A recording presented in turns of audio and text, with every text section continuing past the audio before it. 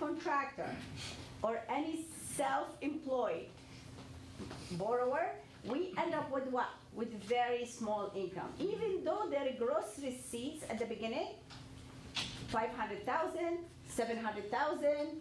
I have seen people $900,000, but their net income after all their expenses, they write off their expenses, they end up with like nothing, right? So those have a special criteria. And I want you guys to be aware of all, maybe you can fit them in one of those programs that's available for them right now, okay? So those people, I'm gonna say they are, the FICO is important. So the first thing instead of your income is the most important thing here is your FICO. The first thing the investors wants to know, have those people been paying their debts on time? Have their liabilities been, paid off? So FICO score. So if you have a buyer, let's say he comes to you and he tells you, by the way, I make deposits almost $100,000 a month, okay, and I have this much down payment. Now we're concerned more with what? With the FICO score, but the FICO score, it plays a big role on those products that we're gonna be presenting. So basically, do not ask them, oh, by the way, how much deposits? He already told us almost $100,000 in deposits. What's your FICO score and what's your down payment? Those two things plays a role. So basically, those programs, it's not for like the 3% down and 5% down. Most of those programs are 15% down payment. Starts around there, okay? By the way, we have been doing quite a bit of those products that I thought we owe it to you guys. If you're working out there and you wanna think about that client instead of saying, oh, by the way, you don't have a job, let's forget it. Or like you don't have an income, let's forget it. Let's see what other ways to put you maybe in one of those slices. So a client is a client. It's just how much knowledge you know to be able to help that client obtain the house. Investors, excellence for investors as well, by the way. Those programs, we opened 3 clients just for one of those programs for investors. So many of the buyers that you have, they want to end up like with another home and another home, and they do not know what to do. I had a client, 6 homes. He doesn't claim any of the rental income on their taxes. And they want to buy a 6th home. So basically, as far as all those monthly payments that he's making on those 6 houses he owns, guess what? I cannot claim any of the income that he's making because he does not put them as a rentals. And even if sometimes they put them as a rentals, they do not make themselves making the money, so they don't pay the taxes. As plain as it is, I'm sorry. It is what it is, right? So now we have those products, which is we're gonna be discuss many of them. So section you're on. I don't know what section you're on. I do not know how to put a presentation together where like, oh, I start here and finish there. I feel like there's a lot of information comes that I want you guys to benefit from. If anybody knows me, they know how much I like to benefit the real estate agent to make that transaction and help the client the best. The people that work with me, they know that. So I'm very passionate about teaching. We're passionate about showing you, teaching you, giving you the answers and stuff like that so you can go do more transactions.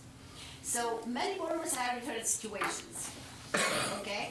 So what is, by the way, being a loan officer and mortgage lender, it's one of the hardest jobs in the real estate industry.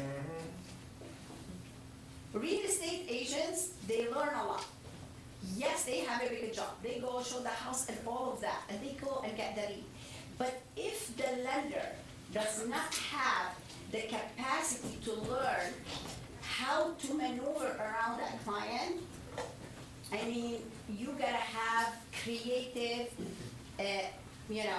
up to speed guidelines, everything with your with the lender. So basically, you cannot forget anything. There's a lot of guidelines that we have to memorize, and if we forget one little thing in the file, and then the file might not work just because one little puzzle, right? So a non-QM loan is a non-qualified mortgage. So there's qualified mortgage, which is the traditional, the wage earner, the employee, the per hour, like teachers, like, Northrop employees, or those employees that's getting Salary. paid, salaried employees. So those are we call QM, qualified mortgage. A non-qualified mortgage is like they cannot qualify traditional mortgage, right? So why non-QM? So they do not, I want you to understand that Fannie Mae and Freddie Mac puts the rules and the guidelines for what? Qualifying mortgage. So as new realtors, you're gonna hear Freddie Mac and you're gonna hear Fannie Mae. Freddie Mac and Fannie Mae, they put the rules for many, like all the qualified mortgage. So the non-traditional mortgages have it that client must meet to get a low down payment or no payment program, such as their income and credit. So whenever we're going Fannie Mae, Freddie Mac, QM, then we have to go with whatever Fannie Mae and Freddie Mac guidelines are. But the biggest advantage to a non-QM, it requires less documentation than conforming loan, but interest rate sometimes, in many cases, is higher, in some cases, actually the same, and I'm gonna explain that to you. So, I want you to understand why sometimes, if you have a borrower, it is owner occupied, you gotta think automatically their rates are lower than what? Investors. So sometimes we are looking at those non-QM programs, by the way, and they are the same interest rate as on the investor side. Like if you are buying non-owner occupant borrower, their kind of rates is almost matching the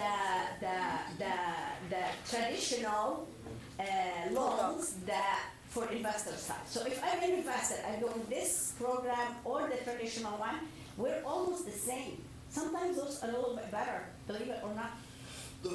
So basically, sometimes taking your investors this way, less headache to them, less paperwork, right?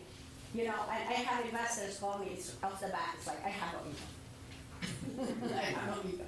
So you understand what I'm saying? So basically, I would say the higher rate, but in some of those programs, depends on the buyer's down payment, it might not be too bad. Okay? So we don't want to scare the client. It's like, oh my gosh, your interest is going to be bigger. Usually it's not, right? So Carol, do you want to take over on the DSCR? So all those are the names of the non-QM products, by the way. And if you look here on this, I listed and put a little bit of guidelines for each one of them. Keep this one, by the way, handy, and sometimes, bank statement loans, debt coverage ratio, So go ahead, so I don't have You're to. giving me the hard part of the presentation. Yes. And I appreciate it. So we're going to be going over a few examples of what the non-QM products are going to be. We're not going to talk in detail about all of them because each program is going to have their own guidelines, their own qualifications, their own things that are necessary to them. But I do want to expand on a few key ones, which are the ones that I'm seeing being used the most, okay? So let's go to the next page. Okay, so the first one that I want to talk about is going to be the bank statement loan, okay? So we hear, and I'm sure you guys have heard it too when you're talking to your clients, oh, I'm self-employed, I don't file a lot of income in my taxes, but I have a lot of deposits. They pay me and I put it in the bank, and every month I'm depositing $20,000, $15,000, whatever the amount may be, right? So in this kind of program, the way it works is that the lender is going to qualify the client not based on the taxes, but based on the bank statement deposits. So they're going to request 12 to 24 months of bank statements, and they will check every single deposit that client has had in there to make sure it's coming from work, right? And they're going to average those deposits for over 1 year or 2 years and use that as the income. Okay? So if you have self-employed buyers and you're talking to them, and you feel like they're telling you, you know, I don't file all the way my taxes, I have a lot of expenses, right? Maybe this is something that could work for them. We've been seeing being worked a lot on self-employed clients. So that's on the bank statement loan. Usually this type of loans though, right, they're going to require a little bit higher down payment, okay? So when we're going with a traditional loan, you have clients putting 3%, 5%, or maybe no down payment at all if you're going down payment assistance. Always keep in mind that these programs are going to require a higher down payment. On the bank statement loan, it's really going to depend on the client's credit, right? The higher the credit, maybe the lower they could go.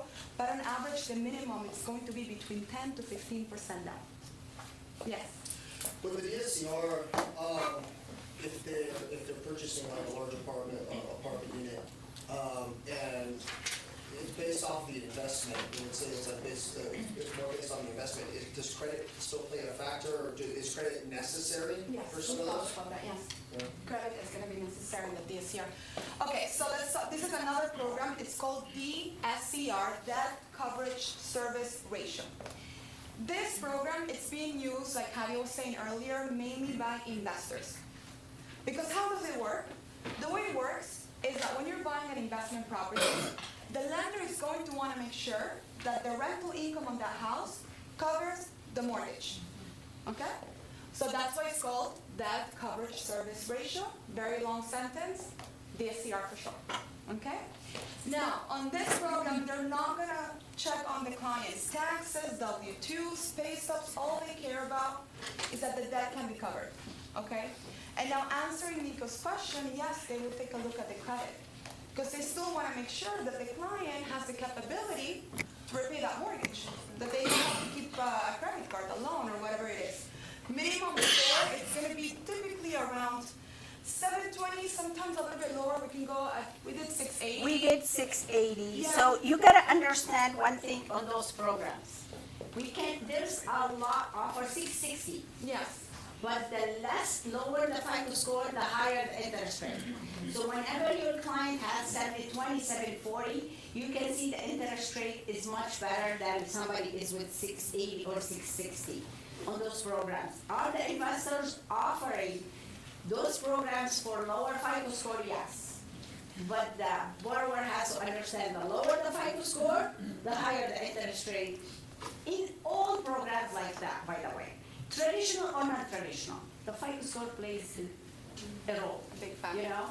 Yes. Quick question. So what are you looking for as far as a percentage of the income that like a building would produce? Are you looking for 30% to cover the mortgage, or what are you looking for? Well, it's going to be max 4 units, but let's say, for example, Max 4 units? yes, Okay. yeah, because it's not a commercial loan at the end of the day, it's still going to be for Okay. residential. All right. But what they're looking at is, let's say the rental income of that property is $2,000, then the mortgage plus property taxes plus Right. insurance cannot exceed the $2,000. Okay. Yeah. All right. So it's 1-to-1 ratio. Yes. So Okay. on the DSCR, guys, I want you to understand something. You want to give options to your buyers. That's why you're here for. The more you are presenting value to your clients, the more the client's gonna stick by you and feel like, you know what, they're in good hands. So that's why you come into those classes. So if I'm asking Diana, okay, Diana's my client, right? She's buying a house, I'm gonna give you an example, for $400,000. Right now, you cannot buy anything decent less than $400,000. Is that correct? Yes. Okay? So $400,000, the client, let's say, comes to you and say, I have 25% down. Okay? FICO score 720. Giving you a live example so if you can relate to that scenario. So 720, 25% down. After we do the calculations, the monthly payment for $400,000 house, putting 25% down, let's say $3,300, $3,300. Right now, we send an appraiser to give us the market analysis for the rental value of that property. As long as the rental value comes in $3,300, that client is okay. You got it? Yes.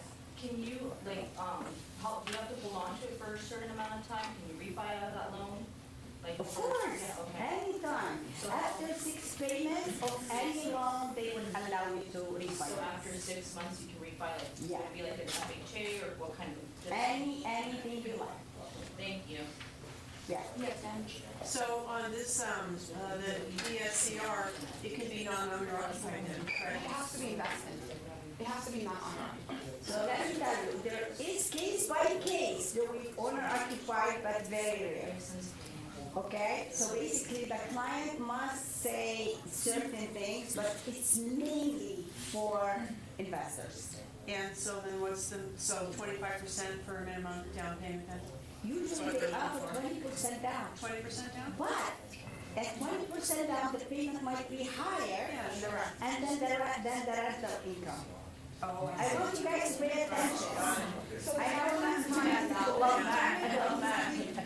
you're having to put 30% down. 30%? I'll leave it to them. So the guidelines are gonna allow the client to put as little as 20% down. But what happens is, if the rent is lower than the mortgage payment, Right. the client's gonna have to put a bigger down payment. Yeah. So what do we see happening a lot when we get the rent schedule on those properties, is that the client ends up having to put 30% down payment. Okay? So the guidelines say 20, but usually to cover the rent, it's 30%. Yeah, I wish I have a kind of a marker here, so I can guys give you a great example. So when the clients comes into me, and I tell them, hey, there is those classes as low as 20% down. Some of the investors, they say we have 15% down. But at the end of the day, how much the monthly payments and how much the rental payment that is, the average monthly, rental payment. So we have to be one-on-one, but we're doing a lot of those, and we're doing a lot of cash out refinances on them as well. I have like 2 buyers that they bought the house. So what is it good for? Let's say you have a house that was beaten up. It cannot get a regular finance, right? So they went and they go like those fixer-upper, or any, I did not put fixer-upper here, but then we have fixer-upper deals, like it's for 3 months or 6 months max, so that they know that you're gonna buy it, you're gonna fix it, either sell it or refinance. So a lot of fixer-upper, they end up with this program, the SCR. They finish with the house, now it can be appraised, and the house is in a good condition, compared to what they bought it for. Okay, go ahead, Nick. I know Honey had a I'm sorry, question. in the example that you brought up, are you able to use 100% of the rental? Yes, yes. Not like 75%? No, something like that? no. In this program, 1-to-1 ratio. Go ahead, one more question for Jen. So can you counsel, so say I have a client that's wanting to invest, a lot of people want to, they don't know where to start. So will you spend some time with them or talk to them about how to structure their tax return, because it's so important on how the tax return is structured? To do a qualifying mortgage. Yes, to say, this is what I'm looking at, this is the area, the price. How can I best structure my tax return so that I'm ready to go, whenever? And especially at this time of the year, but remember that, so we opened like almost the 3 from people that we told them exactly what kind of an income they must have to be able to qualify for this purchase price with this down payment. So sometimes client, by the way, we have a lot of home buyer that they really want it to buy, passionate about buying, but they have no idea where to start basically. So they call us, like, how much money I have to be making to buy a house? How much of the house? How much of your down payment? Let me check your monthly payment and then all the calculations, so I'll give you what kind of an income you need to be putting down. And a lot of new buyers, they think their gross income on their tax returns is the income that they have to pay attention to. They don't understand it's the net income after all expenses. Okay? You're with me, guys? It's a little bit over, something, but if you go deep inside, I want to make sure you're buying a house, your monthly payment, your rental income is covering your monthly payment. That's it. It's as simple as that. So if you need to put more down, to line up the monthly payment and the rental income. We're doing a lot of this. This is one of the most popular one because we don't have to have any income documentation. Bank statements usually to have the assets in there. We can do gifts. No gifts on those. No gifts. Investment. It's investment property. You need to know if the money is not in your borrower's account. Tell them, talk to the lender really quick. If they know what they're talking about, the lender that you're talking to, they need to advise them, listen, that money cannot be in Janet's account, it has to be in Nick's account because the property you're purchasing in Nick, sometimes. So basically, gift money is not allowed on investment properties. Nico had a question. Nico, I'll wait just in case you guys are. I think you forgot. No, I have a question, but you guys are still talking about the DSCR, right? Yeah. Is the next slide still DSCR stuff? No. No. No, ask. Okay. So with the DSCR, with the DSCR loan, because I'm closing out the transaction right now, with that purchase, we're using DSCR. We were able to pull, like, what we did was we were able to raise the purchase price and then pull money out from that loan. Is that something specific with the DSCR that we were able to do, or is that just like a trick that we did because we're paying off the closing costs, we're getting cut a check at the end of it, or what was that? So basically, you are raising the purchase price Yes. to get more out of the deal, to give you more money. Yes, and we're gonna cut a check at the end of it. Who's getting the check? The client? No, it's our purchase. It's my purchase. I'm getting a check. Okay, did you put it, like, are you the buyer? Did you put a Yes, I'm the deposit? buyer. Me and my uncle are the buyer, yeah. And Okay. how close the relationship with the seller? Is this something out of the norm? It's happening? It's not within? It's a duplex, it has renters in it, and we're purchasing with the DSCR, and in order to make our numbers work a little bit better, we raised the price like $3,000, they're already getting $2,000 credit, so that $5,000 back that we're getting is money that we get to keep up. But Nico, did you put in a deposit? Because if there's money that is left over escrow, they're usually gonna give you back your EMD. Maybe that's what you got back. Maybe that's what it is. That's why I was a little confused on how that was working, so. So usually if the credit from the seller covers all of the closing costs and the client put in a deposit in escrow, in all transactions, really mostly, like, you're not gonna get that money back, you're gonna get back your EMD. Yes. So maybe when they did the math on what's needed and what's not, that was not needed, so we're giving it back to you. Got it, yeah, I couldn't figure out the calculation on it. so- Okay, so apartment buildings, it's totally different calculation sometimes than a single family residence. Sure. Ask me, I bought a building and it was something else. I It's learned fun. a lot. So I want you to understand, up to 4 units, it's, we call it, it's a single, kind of single family residence still with guidelines. After the 4 units, it's a commercial law, Yes. okay? So one last part on that, is being able to calculate the rental income with the DSCR, is that only applicable with the DSCR, or can that also be done in conventional, so when you refinance? Yes, of course, we do calculate the rental income on all the programs, but on DSCR, the beauty about it, let's say you never owned a property and then you want to buy a investment, we go 1-to-1 ratio. Whenever we are conventional, QM, we have to use 75% of the total rental income. So if you See qualify. how busy it is with the guidelines of the mortgage business, guys, so you gotta understand all of that. 75% part. Yes. So if I qualify for a loan amount and I purchase property with the DSCR because it uses 100% of that income, and let's say I should transfer over in 6 months to try to go to conventional, I could possibly not be able to be approved for the conventional because the DSCR is at 100% versus. So basically, on the conventional side, we get a lease agreement to show us the rent. As long as it's being paid for, then. Yeah, let's say you have a rental, we get the lease agreements to check on those units, how much they're rented for. It's not based on the appraiser opinion anymore, Got it. okay? So basically, I did one actually in Bakersfield, 4 units, and the rent was a little bit lower, okay? Because most of the time, they try to make sure the rental income is kind of offsetting the monthly payment. Right. On conventional, regular qualifying mortgage, we take, let's say, the $5,000 income, that's the building generated, and we take 75% out of it instead of 100% versus the lease SCR. You got it, guys?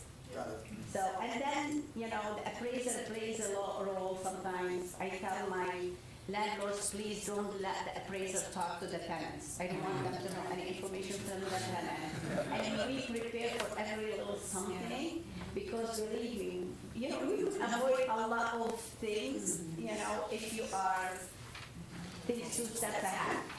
You want somebody to think ahead, not behind. Because believe me, whenever there's a mistake done, it cannot be retrieved in the mortgage business. Okay? I have a quick question on the DSCR. Is there a limit to, or can the seller contribute to, give a credit to the buyer for closing costs? Yes, yes, Or that's. is it like 1 or 2%, or just? I think up to 2%. Usually the rules are, another rules, write them down. You're writing an offer for an investor, right? Usually it's, if investor buying the property up to 2%, if you are a owner occupied on, in the conventional business, it's I think up to 4% or 4%, and on FHA it's up to 6%. Right. But on non-owner occupied, usually, like if you're buying an investor property, Diana, and you want to put an offer, most likely 2% is the whatever the max amount seller can pay in your behalf. So how important is it for you as a real estate agent? Because sometimes when we get the offer, it says like 3.5% paid by the seller, and then I have to go back and I have to reduce what? The credit paid from the seller, and now here is the buyer saying, okay, I was going to get 15,000. Now I'm getting 10,000. What are we going to do? Then we have to end up restructuring the offer, doing an addendum, reducing the price for the buyer to get the full benefit of his initial $50,000 closing costs. You understand? Yes. Okay. On average, what's the average closing costs for these loans? For these loans. So, like this morning, I had a client, I did so many of her houses and refinances, like I said, Goalie. I'm driving here and she opened escrow with me yesterday. I'm just gonna give you live scenario, this is fresh in my mind. Her non-owner occupied cash out, which is, guys, cash out is always even higher interest rate than purchase. Or if you are doing a refinance and you are not cashing out, the rate would be better than cashing out. So she is cashing out the max on her property, and then the rate was, I believe, 7.5. Okay, and it cost her like $5,000 for the 7.5. If I give her a little bit higher interest rate, that might not, she might not have to, like, I could give her 8 and she doesn't have to pay any money. So there is, of course, options, so we give the options. It's like, oh, Mr. Buyer, if you want to buy a house, today's rate, for no cost to you, let's say 8%, or 7.9, or 7.8, whatever Was it your is. question about But- the rate or the closing costs? I think Well, the rate's good too, but closing costs, like. Oh, closing costs are more. they're the same as if you're doing a conventional, like nothing, Okay, so yeah. it's like the VOE where sometimes it's a little higher. VOE loans. Yeah. I know you're getting the benefits, We like, get a little bit into that. We'll be closing quite a bit Yes, of Nick. those, by the way. But like VOE is sometimes they charge points. Go ahead. I'm sorry, regarding, let's say you buy an income property and that has long-term tenants and they're paying very low rent, can you use market rents or do you have to use the actual? You have rental? to use the lease agreement rental income, you know? Unless you find new tenants. Yeah, can you? Unless they're leaving, like. Okay, Yes. That's why it's good to know those things yeah. before we order the appraisal. Because if we can find a solution, trust me, we kind of try to see how we can do to make it better, you know? Yeah. Yeah. Especially now with all the restrictions. Yeah. and, You know, Rent rent control. increases. Yeah. You guys are up here, you do not feel the rent control, but if you are a realtor is working in the valley or in Los Angeles City, LA City area, it's all rent control. And it's total different guidelines, total different I mean, I wanted to do a lot of videos about tenants and rentals and all of that, since I have so much knowledge about it. I was in court actually a couple days ago with one of the tenants that I have, and they think like they have so much rights with this tenant control, rent control, guidelines, LA City, but like in Kern County it's different, in Orange County it's different, in Ventura County it's different. Actually, we are considered here LA County, I believe, and it's a little bit different. But LA City is horrible. Isn't there a moratorium right now on rent increases? Yes, yeah. But they didn't pass the law for one of the things, which is I was sending messages to everybody, please vote no on this one. Because literally they are literally landlords. That's why people are going outside of LA to buy. Invest, yeah. Yeah. So the next Any one. other questions on the Any SCR? other- DSCR is very popular, by the way, and you can use it for your investors. So that way you do not, say to the investor anything, it's just like, oh, by the way, there's a program actually with low dogs, and it might be absolutely great for you. Go ahead. That was my Yes. first time using it. Go ahead. Daniela? Daniela. So how long should someone calculate for the investment to have a return? Like this investment is more like for investors that think of a long-term investment or a shorter-term investment? So whenever investors come to me to advise them, and that's my first question, what I would ask, is this a short-term or long-term? Are you flipping? What's the purpose of your having? So I do not know. I have my own scenario because it's through my own experience. And I do let them know if it's a long term, as long as you afford the monthly payment, you're gonna see the return later, for sure. So, I mean, it depends, if they wanna do long term, or it's like, they're gonna have to have like what their expectation of that investment property, right? So, I have a friend that I started her into investing. And for females, it's much harder, by the way, for some reason, to start investing and putting their money out, risk taker. For us, we've never been able to take the risk as we grow up and how we are trained to think as females. Yes. So I'm pushing her. So now I'm doing the formula with her. She has the money. I told her you can keep that money another 10 years in your bank, and you're gonna go back and it's gonna be the same. So the $100,000 is gonna stay $100,000, what you're planning to do. And you're gonna have to be up to deal with tenants and all of that stuff. I showed her if she wants to do property, but I do push. I like people seeing them like doing something for themselves that they didn't think they can. Anyways, so we did the formula. Now her income, her rental payment, whatever she can receive, and her monthly payments is almost wash. Okay? So investors sometimes they expect what? To have some return on their money. Of course, when they put like almost $100,000, whatever out of pocket, so that money they're not making any money off, right? So I told her, either you can think this way or you're gonna think 5 years from now. So I pulled a property of one of my properties that whenever it was built, and if you can see every 5 years what's the value of that property. I mean, over the years, you have never seen every 5 years any property goes backward. It might be temporarily where they're adjusting, maybe it's $5,000 lower, whatever, but then it ends up like appreciating and the property's value goes up. So the more knowledgeable how you talk to your clients, the more they're gonna, of course, if you're gonna think right now and buying a property and I'm gonna be making so much money off the rental income, it's not gonna work. Unless you pay it all cash and you're receiving that revenue from the rental income, is that correct? But, Tax. yeah, but I do let them know, like, 5 years from now, you're gonna say, I'm glad I bought it that year. And then people delay, if you are waiting for the rates to go insane and lower again, right?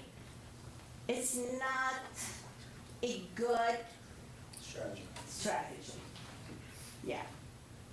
So it's better, these are investments in the long run, 5 to 10 to 15 years. Well, it depends on where you're buying, so there's cash flow investments. We're talking about the AV, right? Oh, the AV specifically, yeah, it's hard, yeah, it's a long-term play, it's an equity play. There's cash flow investments where you buy and you can have, you're not gonna get the same, growth in equity over time that you would over here, but you'll have consistent cash flow that feeds the property, pays off the loan, and you can sell later, so, yeah, it really No, depends that- on what type of investment you're doing. So what I'm thinking about right now, okay, I tell investors, if you're thinking about the gain that you're gonna get from the monthly income, it's a wrong strategy as well. You're gonna have to put the appreciation, how much that house is gonna appreciate. So you're gonna look at a much bigger picture than just like the $200 extra that you're gonna be receiving every month, because there could be something happening in the house, and actually you're gonna have to put more money out of your pocket than what you're receiving in extra rent, you understand? So that is one of the things. So you're gonna have to think about this property that I bought for $400,000, what could it look like few years from now, right? And it's gonna appreciate, and then of course eventually it will be an investment where the return is better. But maybe at that moment when they're buying, it might not be. Okay? Okay. Please ask me as many questions as you can. You know, I love questions because everybody kind of like gets, you know, VOE loan. It's Carol's special because she. It's okay, I'll bring you back for the question. Yes. No, I mean, you know. Okay, so on the verification of employment loan, so fun fact about it is that a lot of those loans are similar guidelines to FHA. It's actually an FHA loan. So here we're going back to a qualified mortgage, right? But we have specific investors who are not going to ask for taxes, who are not gonna ask for W-2s. In some scenarios, they're not even gonna ask for pay stubs. They're just gonna ask for a verification of employment form to be filled out by the employer. And that's everything they're going to check, okay? Down payment stays the same as an FHA loan, so 3.5%, okay? Interest rates are slightly higher when you're going with verification of employment only, okay? But we're How not, much do you think? depends on the credit, right? I would say like around a 6, like we did one, we closed it not too long ago, like around 6.8, 6.9. So about a quarter? So on the FHA right now with full doc, you're looking at around 6.2, 6.3. So slightly higher, but not a big difference. Yeah. Sure. Okay. Now in this program, the nice thing about it is that we're not going to be asking for any of the tax documentations. So we're going to just go with whatever the employer writes on that verification of employment. Okay. But we are going to make sure to check that the employer exists. It's not a fake company. We're going to Google the company. We're going to make sure they're real, they're legit, right? And the client cannot give me the paper. Okay? We have to complete it. Okay? Another thing, they're going to check that the salary makes sense, right? So I cannot have somebody be a waiter making $200,000 a year unless they get very good tips, and I want to know where. But we're going to check that the salary makes sense. We're going to check that the company is legit, right? And that everything lines up. Yes. Did you say no tax returns? No. No tax returns, no W-2s. In some cases, no pay stubs. Okay? So just verification of employment. But they will ask sometimes whatever they ask. If they ask for pay stubs, we have to give them pay Right. stubs. It's at the discretion of the lender. Okay, so if something is like, oh, I think I need a pay stub, then we're gonna ask for one. Yes. Maybe you're gonna go there, doesn't matter how long it's gonna do it. Well, they have to have a 2-year history of employment. Okay, so it's always Yes. nothing less than 2 years. Yes. Whether at the current company or they have to have 2 years history. Okay? Another big deal on this one. After 6 months, if have anybody, please raise your hand if you ever heard of a streamline refinance. Yeah, I think so. Streamline refinance. You have the question about the closing costs, right? I was thinking. Yeah, so FHA they would allow you to do FHA streamline. FHA streamline, that means they do not ask for any documents as long as they've been paying that mortgage payment on time. They can lower their interest rate after 6 payments. And, you know, because right now with this program, the rate's probably higher. So we can do streamline refinance in 6 months. So basically, let's say you got this loan, you got the BOE loan, it's an FHA loan, you got a 7% interest rate. You have an FHA loan at the end of the day, and now the rates are at 6%. With an FHA refinance, it's called streamline refinance. You can refinance it, and they're also not gonna ask you for any documents. It's just to lower your interest rate. Now you're saving. And you can do it as soon as completing 6 payments on the property. Do you have to go through the streamline and you don't go through an escrow and an appraisal and all that? Is that correct? There's no appraisal. There is escrow and title. There is? Because it's still a refinance, yeah. But it's a lot cheaper than, Yeah. And even if there is a dip in the market, so like 5 years down the road, you can still do it, and let's say, It's still an FHA loan. You can refinance anytime you but want. you're not gonna check the value at any point, like even if, like, say if the market overturns and the values do go down, they'll never. They don't. Cool, that's awesome. Yeah. Can the escrow closing costs be tied into the loan, or do they have to pay that like at closing? Well, it's still a purchase, right? So even if you haven't bought the property, you don't have equity to put it inside the loan. But usually what happens is that they increase the purchase price sometimes so the seller can help out, Okay. make more money and cover some of the closing costs for the client. Okay. Okay? Now, something that Gabby had a question about earlier is why is closing costs higher? Okay, in this loan, the closing cost ends up being a little bit higher than, let's say, the DSCR loan or like a regular FHA loan. If, let's say, closing costs are usually like around a 3%, in this one, you're gonna have around a 5%, okay, when it comes to closing costs. And this is an owner occupied. Yes. It's not investment. It's FHA loan. And since it's also FHA, you can do it as low as 620 FICO score right now. But of course, you're gonna have a higher interest rate if you have a 620 score. And some closing costs, not, some points might be associated, depends on the FICO score, it depends on other stuff. But still, it's an amazing program. Okay? Any Okay? questions about the BOE loan? Okay? Now, we're gonna talk about asset depletion loans. Okay, so there is some borrowers or some people, right, that they might not have any income right now, but they have a lot of savings. We have a client actually right now we're working on with him, and he has over $1.8 million in cryptocurrency, right? He's retired, he makes Social Security, so he doesn't make a lot of money, but he has a lot of money saved up, okay? So the way they can qualify borrowers like that have a lot of savings, they take the amount of money that they have in their retirement account, Robinhood account, that they have in savings checking account, and they're gonna divide that amount of money by the amount of years that they're gonna have the loan for. Okay? Now, one thing that I want you guys to know, for anybody who has money in cryptocurrency, for this type of loan, they're only taking Bitcoin. So let's say you have Ethereum, let's say you have Bitcoin savings for anybody who invests there, they're only taking Bitcoin.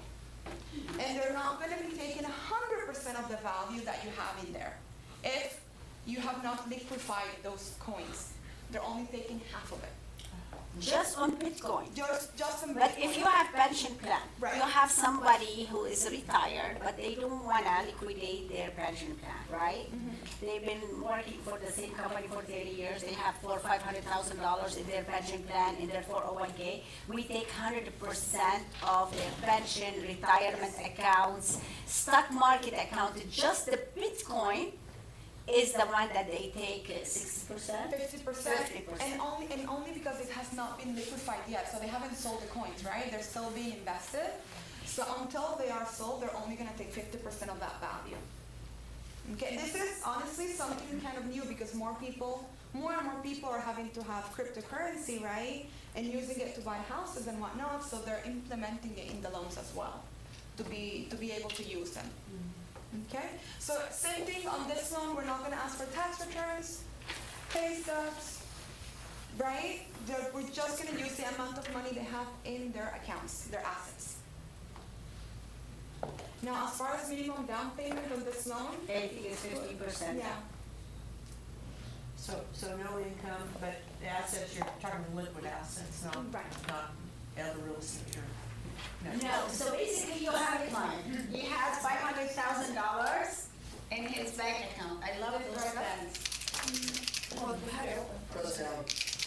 Press, no, careful. Yeah. Press against the board. Press hard. Like this? Yeah. Oh, nice. 500 in bank account, right? They have 500K, of course. Let's say they have in their pension 401K another 500, right? Let's use those examples. They have 1 million, right, in here.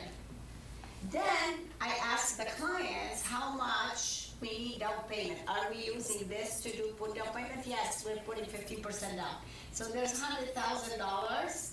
It's gonna be coming out. So the client has right now how much? $900,000, right? So they take that $900,000 and then they divide it by how many months? Like, I think it's 60 months. Depends on the. It depends on the lender. Now, 60 here's another months. thing, like the calculation is really gonna vary Right. with the investor who's financing the loan. So let me ask you, if you do 900 divided by 60, which is 60 is 5 years, by the way, they want to make sure you have enough liquid to offset your monthly payment for 5 years. That's how it works.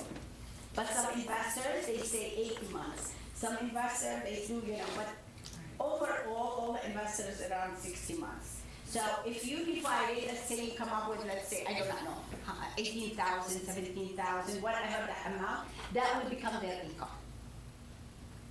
Got it? So we qualify them based on that. So leave it up to us to do all of this, but this is kind of a rough idea on how it works. Okay? So you're not liquidating with We're not liquidating, bank no. account or pensions or Nothing. assets. You're No. just dividing that, but, so that's what it is at that time, but that doesn't guarantee that that person It's not gonna they liquidate sell it. everything later No. on, but that doesn't matter, just Doesn't at matter. that time. At that time, of we qualifying them. So then there's no down payment then, correct? 50% down, 50%. Yeah. Is that investment or owner occupied? Owner occupied or investment, doesn't matter. What's the rate nobody like? We are doing well right now, it was not bad actually. No, it was in the sevens. In the 70.25, 70.25. But primary residence, Primary not an residence, investment, yeah. We are having. And he's putting it down. Yeah. Yeah. Yeah. So what else? Any questions about this type of loan? This is the, okay, so 1099 income. So for this type of loan, we are qualifying the client not based on their taxes or pay stubs, only on the 1099 form. So you're all realtors. You're probably getting right now, you already got it, the 1099, right? Which is the paper that you take to file your taxes. So I'm only qualifying based on that. Why is it nice? Because usually, let's say you made $100,000 the whole year, you go and do your taxes and probably you're gonna have expenses against it. And let's say you have $90,000 in expenses and I only have $10,000 left. It's not gonna qualify you for much. But what if I can just take that 100 grand, that 1099, and qualify you based on it? This is how it works, okay? So you're talking about people who are independent contractors, people who have, they are on a salary kind of, or commission, but they're getting paid 1099. And then we're gonna be using that to qualify them. Freelance workers, gig workers, any self-employed borrower really. Now, of course, you still need to have a 2-year history of receiving that income, okay? So it's 2 years of 1099. 2 years of 1099. Can you add another source of income? I don't think so. What do you mean, like full-time Like income, like somebody full-time else? I get $30,000 plus $100,000 in real estate. Can you add it? The thing is that I don't want to look at your taxes, right? So, I mean, I could combine it with somebody else, maybe the investor allows it, but I don't want to look at your taxes, because then I'll see that the 1099, where you put 100,000 in your Schedule C, now it became 20,000. So maybe I don't want to know that much, right? Or no? Yeah, it depends. What's the FICO score requirement on this 1099? It has to be like in the 700s, they'll get a much better deal, yeah, for a good rate and everything. And the down payment, you're still talking about like a higher down payment, like 20% down payment. 20%? Is that FICO the same for the asset depletion one? Asset depletion, I mean, all of the non-QM products, guys, except for the BOE loan, we do recommend having like in the 700. Because otherwise the interest rate's gonna be a little bit higher. And this is only for owner-occupied credit, not investment. So Carol, this is. For the 99, can't you do investment too? I think you can. Yeah, I know with, I mean, we can check if we can do an investment, but usually when we're going that route, it's better to go DSCR. Like, why would I do this and not? You know, it depends on the qualification of the client. So for real estate agents, this will probably be the go-to. For your primary. But then you're gonna have to put 20% down, right? So this is where we do a lot of the work before you guys get the pre-approval. That's where most of the work happens, really, not when we go into escrow. Well, a lot of work goes in there too, but what happens is we try to assess what the client needs, what's their goal, and then we'll see what's gonna benefit them the most, right? Because maybe, yes, you're a realtor, but we're in tax season, okay, what if you file your taxes and then you put less money down? So we go through that route usually first.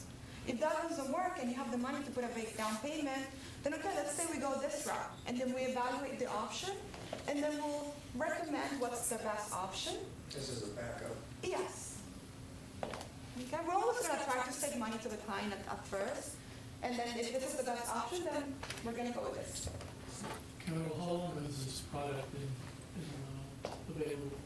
Because in the past, that's one of the biggest issues we had as independent contractors where, like you mentioned in the example, you made $100K, but then you have a lot of expenses. Right. And you end up, so as a self-employed, they didn't use the gross income, they used the net after all the expenses. But in this way, you are able to use the gross income. Yes. So how long has this product been I around? cannot tell you exactly, but I know it's been for at least a year. Okay, Yeah. so it's I don't- fairly. Yeah, I don't think it's been longer than that, but I cannot tell you exactly when it started. Now, of course, if you're somebody who makes money cash and doesn't get a 1099, this wouldn't work, right? But realtors, yes, 100%. You get a 1099 from work. That's good to know. Yeah. Some doctors too, they get 1099s. Yeah, so I'm gonna mention something about each one, like each of those programs. Like, let's say a client comes in here, the first thing I'm gonna let them know, I need to see your 1099, your FICO score, your down payment. Reserves sometimes plays a big role, like investors like you not to be poor. After they buy the house, they want to see some like 3 months to 6 months reserves. But one of the things like your accountant has to stamp your, your profit and loss. So basically, let's say Tiffany goes and she brings me her 1099, we're gonna do a profit and loss based on that 1099, and then she's gonna have to take it to her accountant and be able to sell it. That's one of the things that the investor wants to see. On bank statement loans, you come to us, and I want to make sure that I verify all those deposits coming from the same line of business. So basically, if Jose is working as a realtor, right? And then he tells me, Hadia, I have an average over the last 12 months, I have over $300,000 in deposits. So I'm gonna get his bank statement, I'm gonna have to verify those deposits came in from a real estate transaction. It's not, his mom is wiring from her money, her account to his account. I'm just giving you an example. Okay, what we look for in each of those, On ESCR, the first thing, we're gonna know how much approximately, sometimes I look online, how much that property is gonna be rented for. And then I do my assessment with the client to approximately how much they need to put down to make sure they have the money down.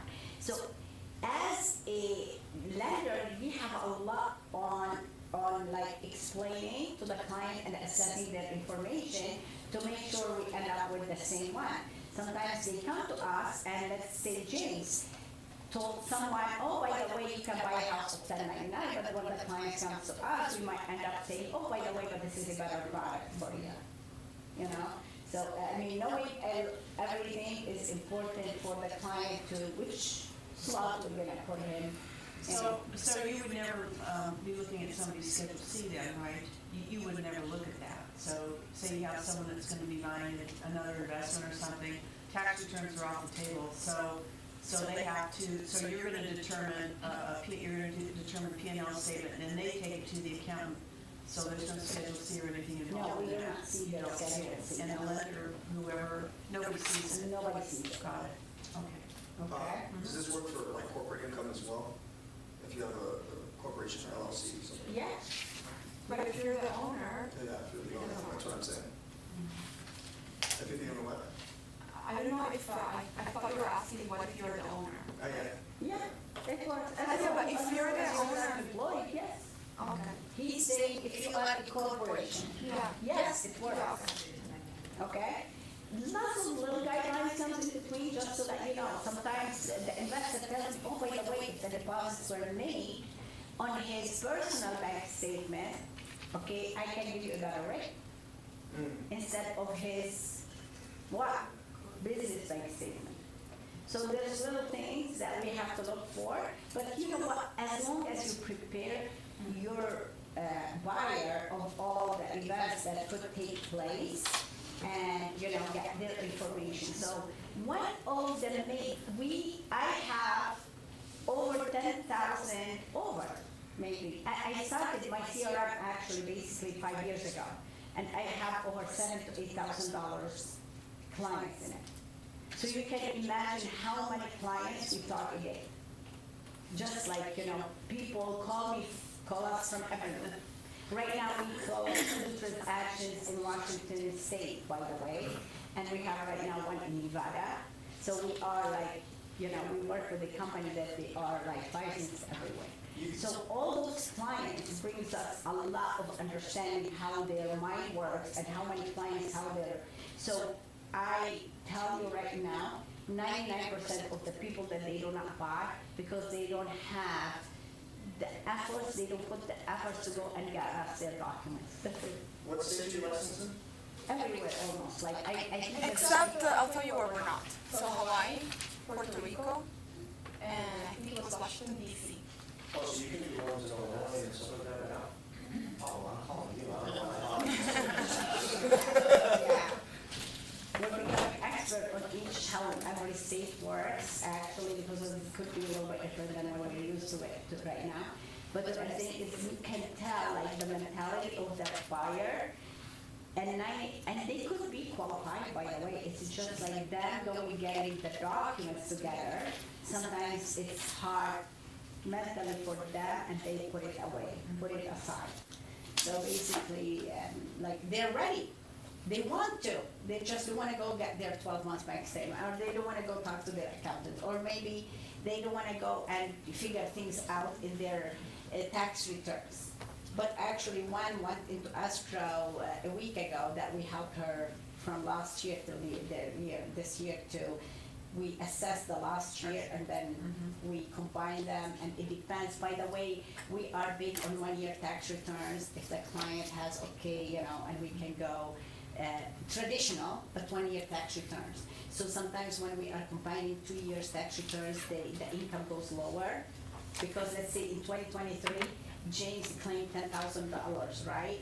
Now if I'm gonna use the $10,000, I have to raise the income this year quite a bit for his self-employment. So what I do is I use 1-year tax return. It all depends. So we'll be doing a lot of those, which is saving the clients hundreds of thousands of dollars on paying taxes. Somebody asked in the team meeting if we can use this loan for a first-time home buyer. Which loan are you referring to? Is it the 1099? I don't know if they can hear me. I'm just asking so they can reply.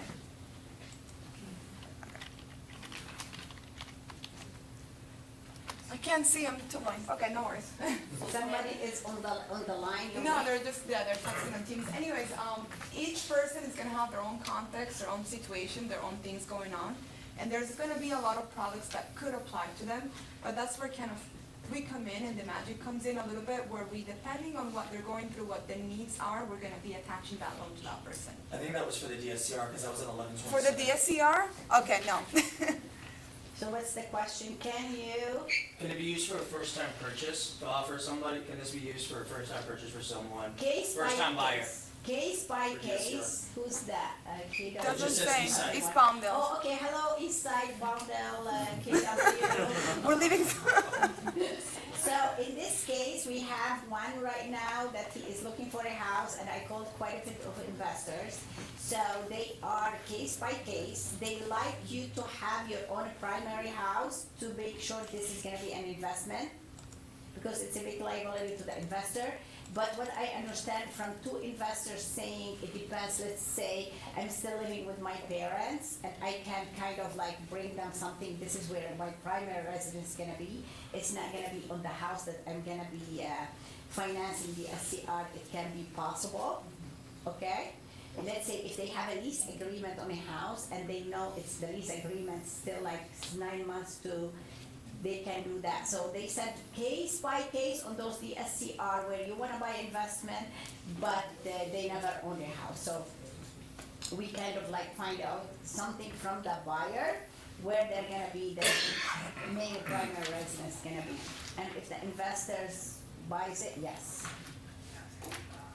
Hopefully that, and which loan? That was me asking. Oh, okay. So we have actually, those are my buyers outside. We just closed their transaction over $900,000. They bought a gorgeous house and they have a business, and the cutest business. Unfortunately, we don't have the nice weather because she has a very cute, everybody knows I'm a very female supporter of the businesses, and if you all come to me and you say you have a business, I wanna like, see, she does a pancake with tons of fruits and her special coffee, which is amazing. I know it's noon, it's more lunch, but I thought it's a cute idea to have today instead of like, the meat and the pasta and the pizza. I usually get a lot of pizza every single time. So hopefully you enjoy it, and she actually bought beautiful, if you want it for your clients, by the way. I thought it's a great idea, like if you have a group of clients or buyers, you can, do it for them, and it's morning, and then it's a treat. It's cute, You'll see it outside, right? Yeah, she's outside, I think, and you can smell the pancake right now, which is different. You said no pancake for me, But any questions, please bring it to us, or you go to your whoever you work with. It's fine. It's just like you are the, you make a lot of efforts to get the buyer into your, to lead and everything. So maybe you can suggest to them what happens if can they fit here, they can fit there, and which is great idea to bring it to whoever you work with. How many different banks do you work with? Okay, so basically, I'm a direct lender and I'm a broker at the same time. So basically, I can broker out. Either one. We're both. Awesome. Yeah, 100% we are. I mean, yesterday I looked at my list, how many I'm approved with. I have about 9 or 10. But many of the non-QM lenders, they do almost the same thing. So if I feel there's somebody has a niche, we sign up with them right away. So basically, it doesn't matter if we're with them or not. We can it takes a day and we can broker out to that company. So we don't want to be just direct lenders, because believe me, I've been a direct lender for a long time. Being a broker and direct lender, it opens so many doors. Yeah, and we do almost 50-50 in our deal. So there's 50 in-house and 50, and then you learn how to do, who does what and where to go with that fund. Go ahead. Hadia, I don't know if this is off the subject, but you recently posted about a transaction or loan that you approved for a person that was a recent graduate of maybe like a trade. We're in escrow right now. Technical, We're in escrow right now, school, actually. but they haven't actually started working in that field. Good, I want you guys to pay attention to us. So this lady, I work with a lot of, by the way, realtors, most of them outside of this office, by the way. I do maybe 80% of my transaction. So the lady calls me, and she said, how do you call this lady right now? I called her, she already talked to another lender. And usually we're very, very fast, like we call buyers right away. And I said, okay, good luck. Just if you have any questions, call me back. 2 days later, she calls me back. She talked to two different lenders, and they both did not approve her. And I didn't know, like, when she called me back, she said, I want to work with you. I know that, like, maybe she didn't have a good luck. I had to do a lot of digging. You know, some buyers, they do not understand how important those little information are for their transaction. She didn't know that, like, you know, her the school experience is that important, right? She told the other lender, but guess what? The other lender did not have any idea what questions to ask. So I digged out, happened to have, like, she graduated on last June, okay? She has a company outside of the United States she makes a lot of money from, but she did not report the income here, so that it doesn't count. And then she told me that she is working she's more technology, so she set up a program for one of the churches here for teaching and stuff like that. And I said, how they are paying you? And she said, $9.99. I said, that's all I need. You're a graduate, you just worked 2 months after your graduation, and she didn't start her new job yet. She's starting it in March 1st. So I'm working off her offer letter, basically, not her paycheck. Awesome. Yeah.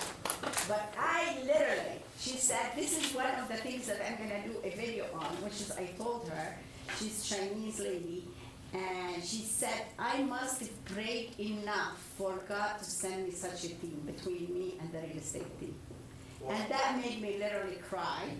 And I keep saying, you gotta put this on me, you know, because literally she keeps telling me I must have done something right for God to send, because there's no way I could be a homeowner here without, like, you know, you guys, because literally it took us, I swear to you, over 5 days. I had to line up everything. I had to make sure the underwriter approves everything before I give her the pre-approval letter. But a lot of that, they're not gonna go through this. It's a lot of work. It's a lot of efforts. So a lot of people, they wanna pick up just the clean one. So, I mean, and her money is in China, which makes it very hard, because when she sends me her bank statements, like, there's no way. She said, but look, my name here and my name here, and I'm like, exactly. But lots of work goes into details, and you gotta be very experienced of, like, how to think about and how to structure it. But yeah, we're in escrow right now. Yeah. Great. Yeah, the other day I was telling Carol, I was like at night, 11 p.m. talking to her about her deal. And she said, can you open a video camera? I just want to see how you look, guys. Like. And I'm like, okay, I'm in my pajamas, but okay. So, you make friends, you make really, if you enjoy it and you be authentic with, you know, with your clients and everything, they become really cool. Like, we talk about other stuff and how her life in China, and how China is, work with the people that actually, the Christian people, they don't like, so she had to leave there. And what went into it's the stories to know. So I'm just like, I enjoy what I do. Carol loves her clients. They keep coming back to her. She is, she's bilingual, by the way. If anybody has any issues with, having a... Trilingual. Trilingual, yes. Yes, she's trilingual. She speaks 3 languages. And I love you all. Thank you for giving me your time. I hope we were like helping you with whatever you're gonna do in your new business. Okay? Thank you, guys. Okay, raffle. Okay. Okay, by the way, next class, I just want to let you know, whoever is on Zoom, they don't get it. Did you do this, Tiffany? Oh, okay. Did you put one here? Okay, by the way, that ticket is to get you the pancake as well, so keep your tickets. Next time, my idea of bringing in online with us a underwriter so she can explain how do they decide on underwriting, why some, because guys, sometimes, oh, by the way, the underwriter did this or did that, and you have no understanding why the underwriter would ask for such a thing. So I would like to, she said that's fine, one of my senior underwriters. So I am trying to line up a date and I'll let you know, guys. Okay? So, did everybody put a ticket here? Yes. Okay. So my ticket number is 7402663.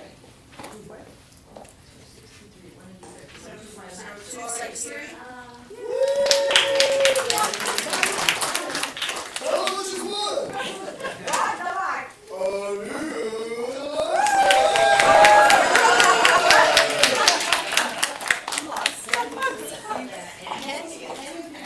My phone so we can. Take a picture?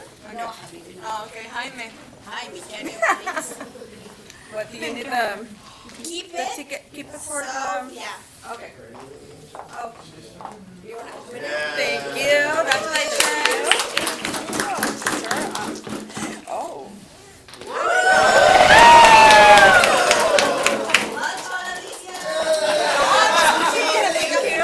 Right? Okay, another one. I got scared. 740247. Yeah, 740247.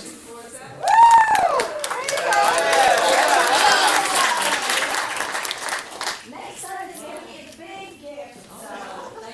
You're welcome. Carol, you're welcome.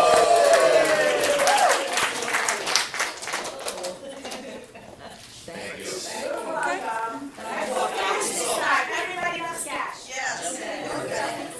Thank you.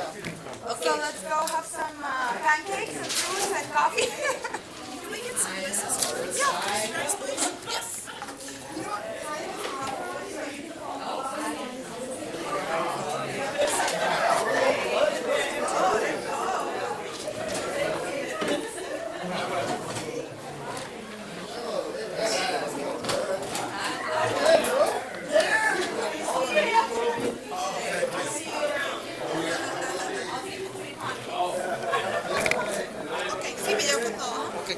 Después de las 5.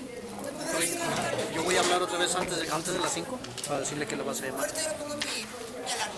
Okay. Does anybody need notepads? Yeah?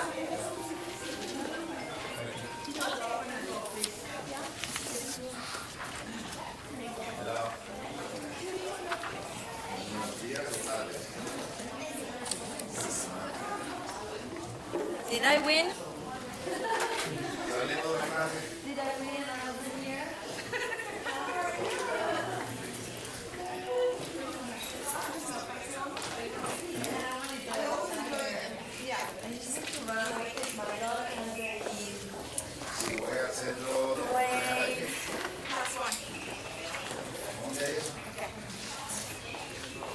She has what? She has everything. Like there's something about coordinators. Basically like 100 days of school. They have 100 days at school. That's so cute. Great. I had to wear her as a grandma this morning. Thank you everybody for you guys being here today. No, nada más quiero arreglar.